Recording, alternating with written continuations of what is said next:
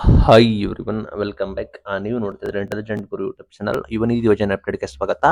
ಯುವನಿಧಿ ಯೋಜನೆ ಬಂದ್ ಕೂಡ ಆಗುತ್ತಾ, ಸೆಲ್ಫ್ ಡಿಕ್ಲರೇಷನ್ ಕೂಡ ಮಾಡಿದೀರಾ, ಬಟ್ ಆದ್ರೂ ಕೂಡ ನಮಗೆ ಮೆಸೇಜ್ ಕೂಡ ಬಂದಿದೆ. ಮತ್ತೆ ಆಧಾರ್ ಫೆಚ್ ಕೂಡ ಆಗ್ತಿಲ್ಲ. ಡಿಸೆಂಬರ್ ಅಮೌಂಟ್ ಯಾವಾಗ ಬರುತ್ತೆ, ಸ್ಟೇಟಸ್ ಕೂಡ ತೋರಿಸ್ತಾ ಇದೆ, 180 ಡೇಸ್ ಅಂತ ಕೂಡ ಬರ್ತಾ ಇದೆ. ಎಲ್ಲ ಮಾಹಿತಿ ತಿಳಿಸ್ಕೊಡ್ತೀನಿ.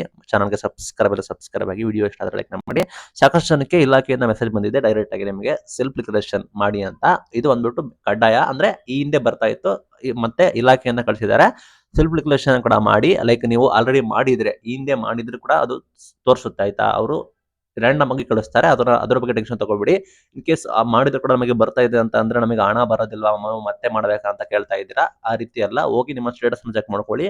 ಅಲ್ಲಿ ನಿಮಗೆ ಅಪ್ಲಿಕೇಶನ್ ಸ್ಟೇಟಸ್ ಅಲ್ಲಿ ನಿಮಗೆ ಸೆಲ್ಫ್ ಡಿಕ್ಲರೇಷನ್ ಕೂಡ ಮಾಡಿದಿರಿ ಅಂತ ತೋರಿಸಿದ್ರೆ ನಿಮ್ಗೆ ಆಗಿದೆ ಅಂತ. ಮಾಡಿಲ್ಲ ಅಂದ್ರೆ ಮಾಡಿ, ಅದನ್ನ ಇಗ್ನೋರ್ ಕೂಡ ಮಾಡಿ. ಆಲ್ರೆಡಿ ನೀವು ಮಾಡಿದ್ರೆ, ಯಾರು ಮಾಡಿಲ್ಲ ಅನ್ನೋರಿಗೆ ಅದು ಒಂದ್ಬಿಟ್ಟು ಗೈಡೆನ್ಸ್ ಕೊಡೋ ರೀತಿ ಮಾಡ್ತಾ ಇದ್ದಾರೆ. ಸೆಲ್ಫ್ ಡಿಕ್ಲರೇಷನ್ ಕೂಡ ಮಾಡಿಲ್ಲ ಅಂದ್ರೆ ಅದು ವೆರಿ ಇಂಪಾರ್ಟೆಂಟ್ ಕೂಡ ಆಗಿರುತ್ತೆ.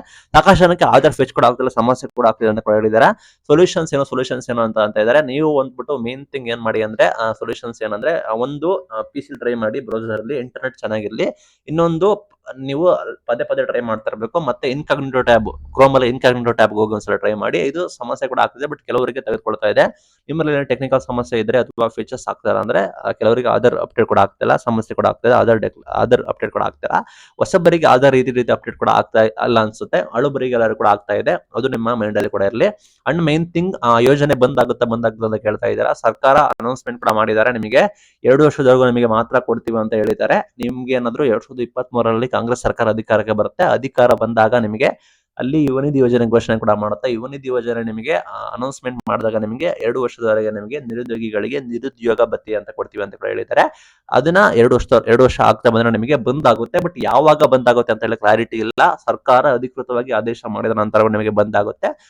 ನಮ್ಮ ಚಾನಲ್ ಸಬ್ಸ್ಕ್ರೈಬ್ ಆಗಿದ್ರೆ ನಾವು ನಿಮಗೆ ನಿಖರವಾದ ಮಾಹಿತಿಗಳನ್ನ ಕೊಡ್ತೀವಿ, ಯಾವಾಗ ಬಂದ್ ಆಗ್ಬೋದು ಅಂತ. ಇನ್ ಕೇಸ್ ಏನಾದ್ರು ಅಪ್ಡೇಟ್ ಬಂದ್ರೆ. ನಂತರ ಡಿಸೆಂಬರ್ ಅಮೌಂಟ್ ವೇಟ್ ಮಾಡ್ತಾ ಇದ್ದೀರಾ. ಫಂಡ್ಸ್ ರಿಲೀಸ್ ಆದ ನಂತರ ನಿಮಗೆ ಜಮೆ ಆಗುತ್ತೆ.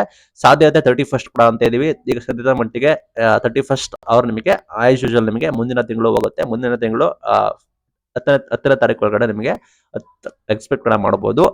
ಯುವನಿಧಿ ಯೋಜನೆ ಅಮೌಂಟ್ ನ ಡಿಸೆಂಬರ್ ತಿಂಗಳದ್ದು ಸ್ಟೇಟಸ್ ಕೂಡ ತೋರಿಸ್ತಾ ಇದೆ. ಅಂಡ್ ಜನವರಿ ತಿಂಗಳದ್ದು ಸೆಲ್ಫ್ ಡಿಕ್ಲರೇಷನ್ ಕೂಡ ಮಾಡಿಲ್ಲ ಅಂದ್ರೆ ಕಡ್ಡಾಯವಾಗಿ ಕೂಡ ಮಾಡಿ. Very very important. Old format, new format ಎಲ್ಲ ಕೂಡ ಇದೆ. ಸೆಲ್ಫ್ ಡಿಕ್ಲರೇಷನ್ ಕಡ್ಡಾಯವಾಗಿ ಮಾಡಿ. ಇದು ಇವತ್ತಿನ video. Thank you for watching till end. Thank you.